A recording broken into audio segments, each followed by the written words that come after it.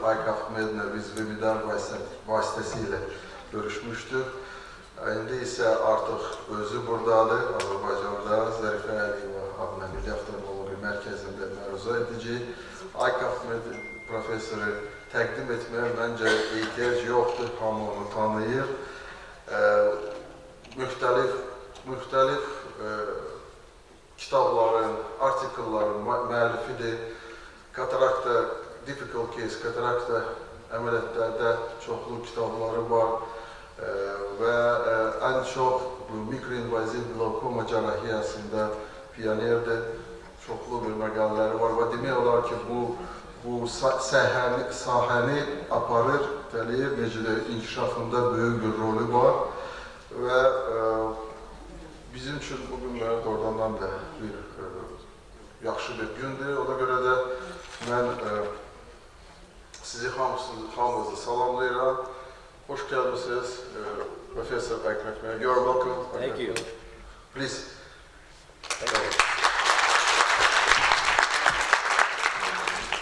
Thank you. I hope whatever you said was nice. I didn't understand it, but you started with Shabakir? Is it Shabakir? How do you say welcome? No, Shabbos Khair. Good morning. Good morning. Shabbos Khair. Okay. Close enough. That's the best I can do. Well, no, thank you very much for the kind introduction. Thank you so much for all of you making time. Thank you, Lala, for inviting me here. You have the energy as a young ophthalmologist. I always support young ophthalmologists, number one, because it makes me feel young, you know.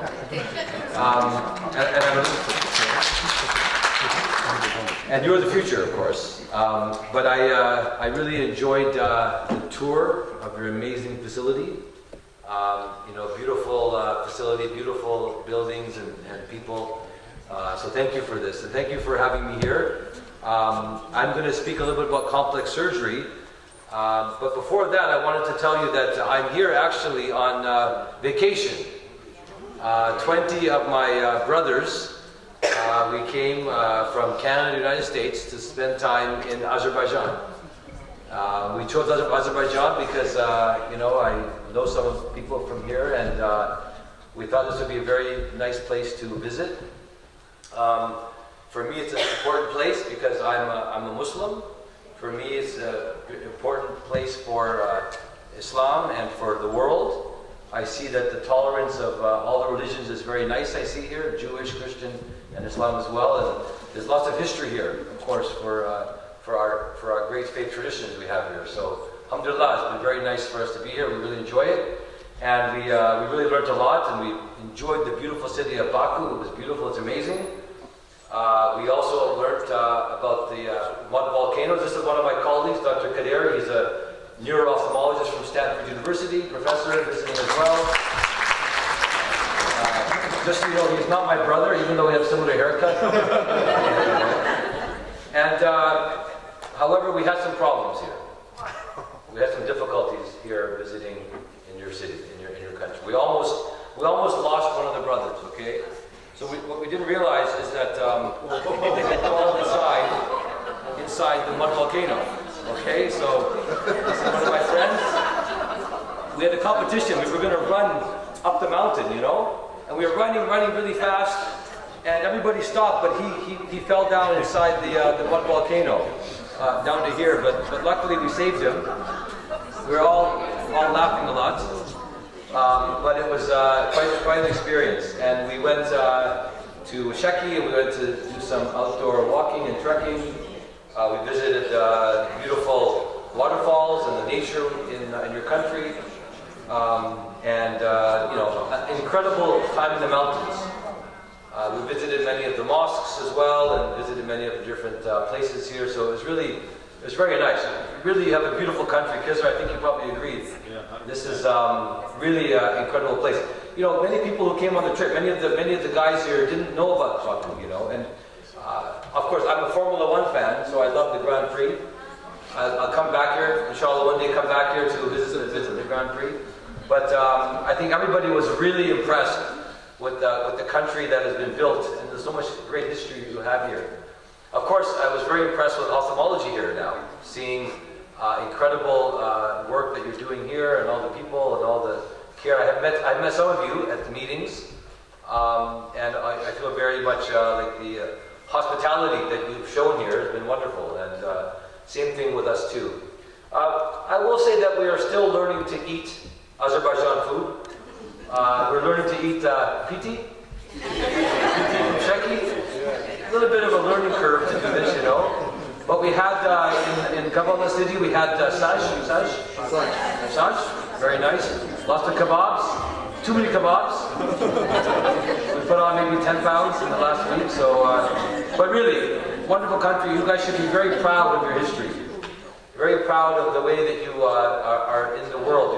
I think you're a really good model for the old tradition, with the new tradition, with the different, respect for all the people, right? I think, and the kindness that you've shown here. So thank you so much for being here. And like I said, we all really enjoy it. Everybody's very tired now. We maybe had 3 or 4 hours sleep because unfortunately we have one guy here who always makes us wake up for the azan for Fajr.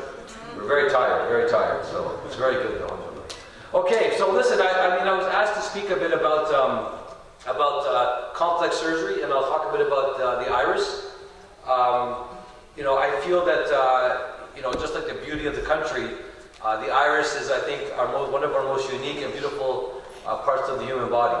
And as ophthalmologists, our job is to typically improve vision, but when we have to also treat the iris, it's not just about the vision, it's about the functional way that we look at the world, and also how the world looks at us, and the beauty of our iris, and the appearance of our eyes. Whenever we look at people, we look at them in the eye, and when patients have a trauma to the iris, it can be very problematic, very, socially difficult for people, and also, create a lot of anxiety for patients.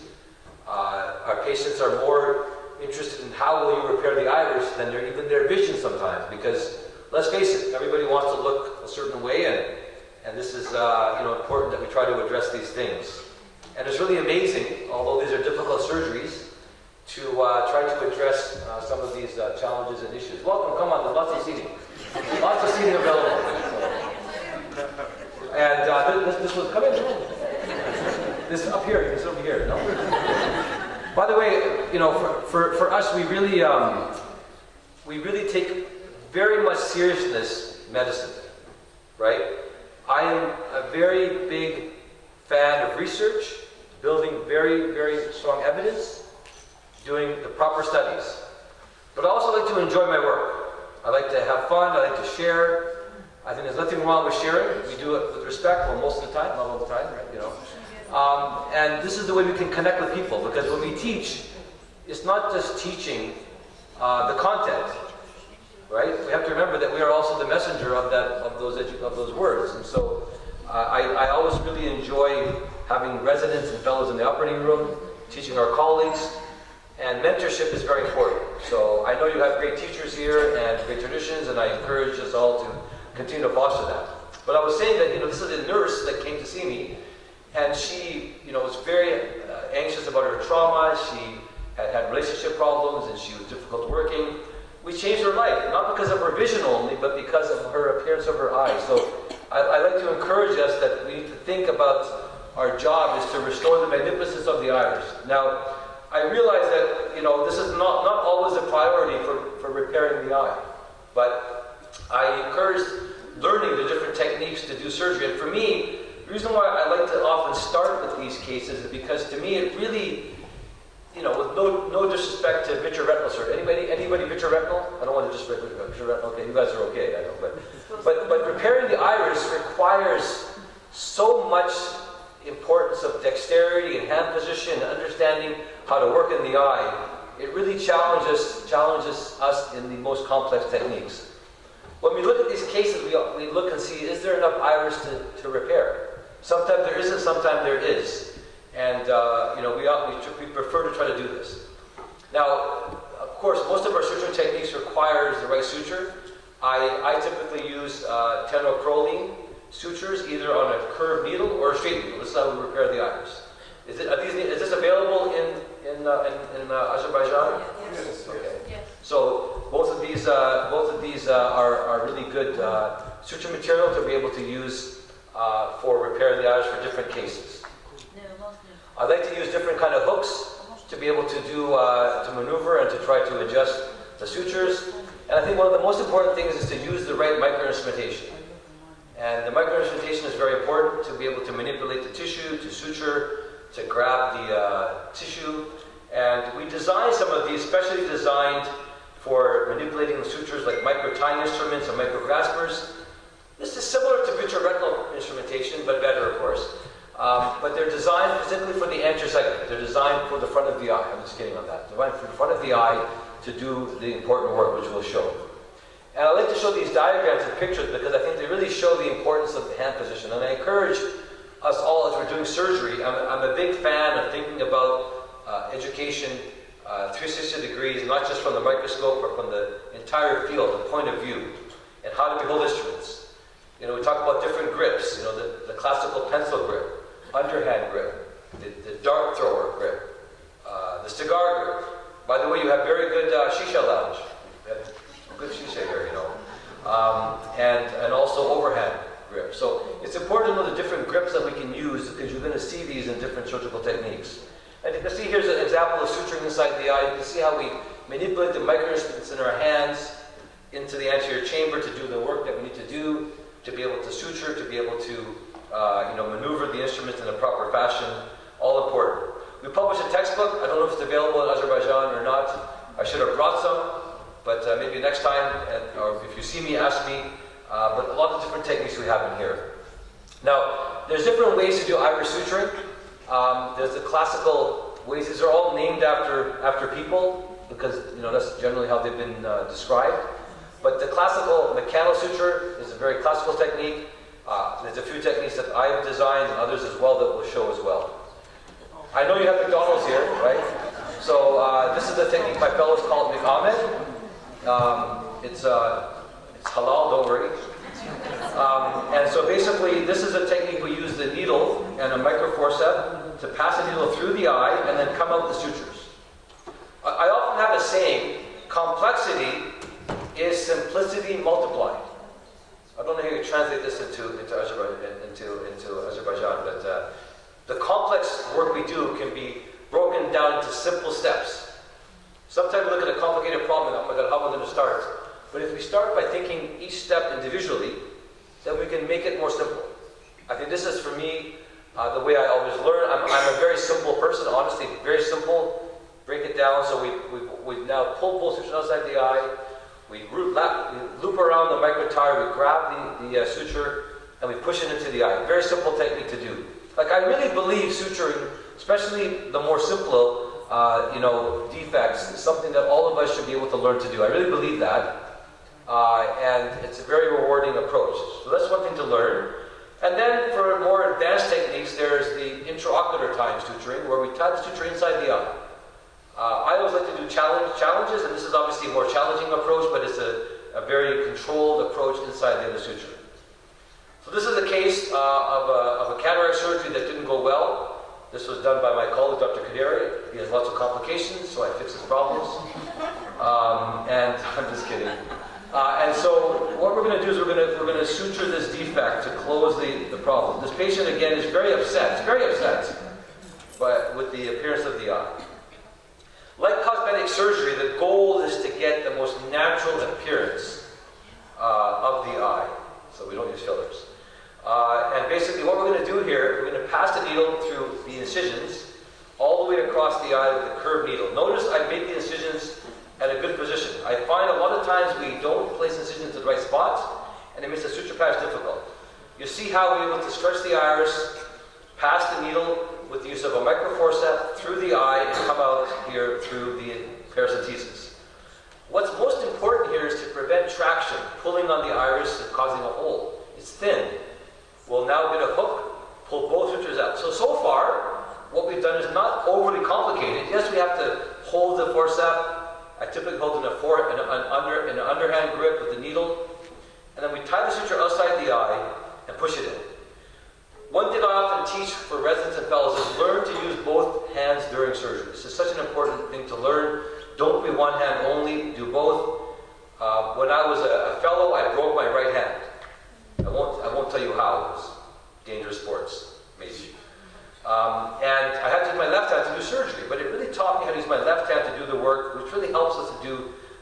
different techniques. Now we're going to pull the suture under the eye again and push it in. Very simple technique. I hope you saw how we do this. This is the Ike Ahmed technique as we described. It's been described when we cut the suture. We will do, of course, many passes here to close a defect. Because the iris is thin, we take larger bites to imbricate, to bring the iris material together, to suture it together. And this allows us to bring the iris together. Again, same thing, to close it. Now, one of the most important things when we suture the iris is to make sure we have a nicely round central pupil. This is important. Think of any other kind of cosmetic surgery that's out there. You need to have a nice round center, right? And so basically, we're going to make sure the pupil is well closed by placing the suture. This is the art of surgery. This is hardest to teach, the art of surgery. The artistic way of how we do things. And now we're just showing the intraocular tying of the suture inside the eye to suture it. Of course, this is a different approach in terms of suturing. There's different ways to do this. And we will then suture the pupil down. And look, at the end of the case, we have a case that is actually quite reasonable. Most of our cases are under topical anesthesia, but I know in Azerbaijan, patients may be more nervous, right? I heard, so maybe I just shout loud. I shout, no moving. But general anesthesia or block can be done, and we can generally usually get a nice result after surgery. But the important thing is you saw the surgery. We should not be rushing. We take our time to hopefully do the best job. We also have published other approaches. For example, like this case, we have a chorotopic pupil. What do we do? Many people would use scissors to cut or use a vitrectomy to cut.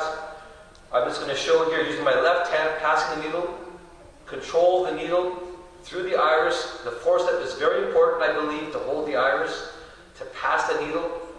And then we are removing the suture through the incision and we're tying the suture and pushing it in. Now what I want to show here though is not so much this, to show the cautery. This is an endodiathermy. We stole it from retina.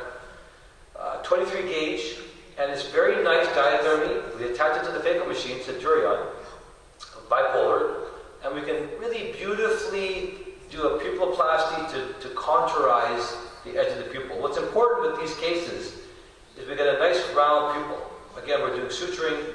Of course, this can be done post-operatively with the argon laser, but it's nice to have the control during the surgery as we're passing our sutures. And you can see the result is not bad. Maybe many people will stop here. But I really believe that, we have to try to get as close to perfection as possible, as close to what God made the human eye as much as possible. And so we're going to do a little bit more cautery, a little bit straight there, we want it to be a bit more round. So I recommend considering having the ability to have a cautery device like this to do areoplasty. And we published this technique a few years ago just to show how this can be done in these cases. And look at the result after surgery. Again, we can also do some adjustment, but it's a nice round pupil there. This patient came to me from Hawaii. She came because of atonic pupil and cataract. We took the cataract out. She really wanted a multifocal lens. I was not so keen on it. I was like, this is a little bit risky, but she was very, very passionate about trying to be spectacle free as much as possible. This is my most favorite technique, pupillary cerclage. It requires a lot of dexterity, artistry, and persistence. These surgeries take a while, and you see we're passing the needle around the iris using the forceps.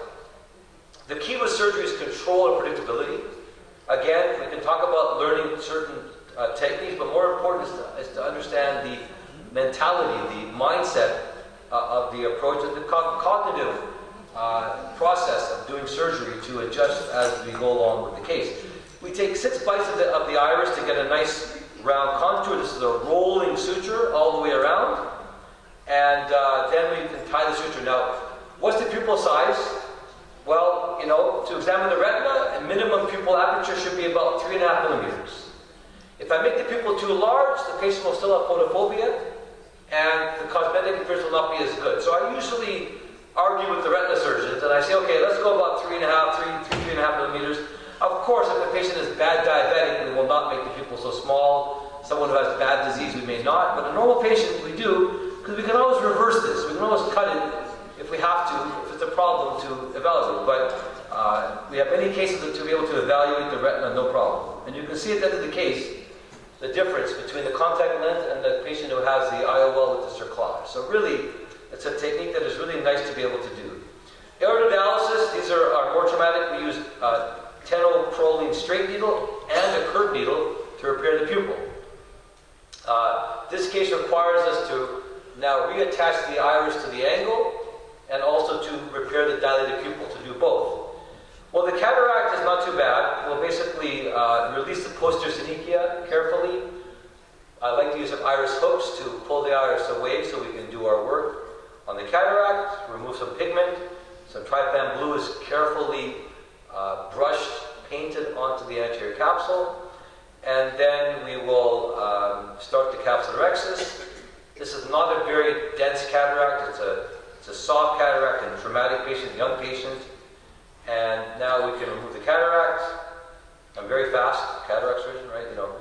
And then the lens goes in after a CTR, cap tension ring. But anyways, I want to really show the iris. Now, what we've done here, we're going to, in this case, create 3 mattress sutures to reattach the iris to the angle. And again, we basically have visualized where to place the iris back. Now remember, the circumference of the iris roots is smaller than the circumference of the sclera. We go, you can see, 1 millimeter back from the limbus, and the distance between the passes are going to be longer when we exit the sclera than when we suture on the iris, by about 20%. And this allows the iris to then stretch out into the angle. By placing the sutures 1 millimeter back from the limbus, we prevent angle closure, and we will do a slip knot to allow us to adjust the tension. The goal is not to tie it too tight, just enough to bring the iris to the angle. We will place another mattress suture again to close the infranasal side, and the same thing on the temporal side. And now we have placed 3 horizontal mattress sutures with a slip knot, not to lock it yet. We now have to do the pupil cerclage. So we have to now release the synechia and the angle, and now we're going to do the same thing, but of course it's a bit more difficult because we have a dialysis. You have to be careful not to stretch too much. Again, you can imagine I'm holding my instruments in a way that is, again, preventing the eye from, so I'm holding, like, for example, I have a candy, sorry, like an overhand grip with my forceps. So the main incision and my suture is doing this. So we have lots of different ways to hold things. Anyone want candy? No candy? So this allows us to hold things in different instrumentation, right? And this allows a 360-degree